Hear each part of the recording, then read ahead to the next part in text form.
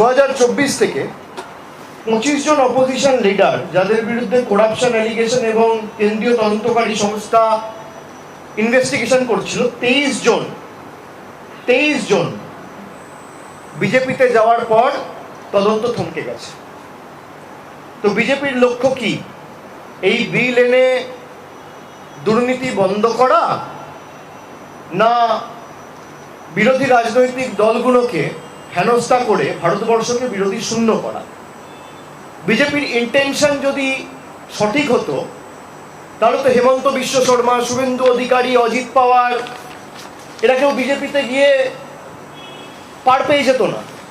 এটা তো বিজেপি যাওয়ার পরে তদন্ত বা ডাকি দূরের কথা, একটা সামান পর্যন্ত এদের বিরুদ্ধে ইস্যু করা হয়নি। রাতারাতি সব ধোয়া তুলসী পাতা হয়ে গেছে, ওয়াশিং মেশিন।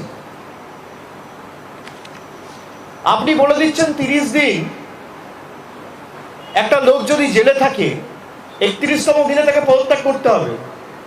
তাহলে তো ভারতবর্ষে কোর্ট থাকার দরকার নেই।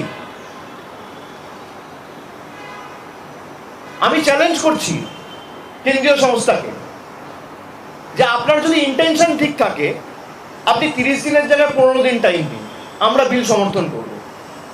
কিন্তু প্রভিশনে রাখতে হবে, যদি তার বিরুদ্ধে কোনো অভিযোগ প্রমাণ 15 দিনে না হয়, তাহলে যে অফিসার ইনভলভ রয়েছে সেই ইনভেস্টিগেশনে তাকে তার ডবল সময় কিন্তু জেলে কাটাতে হবে। আপনি প্রভিশন রাখুন, এই বিল আমরা সাপোর্ট করব।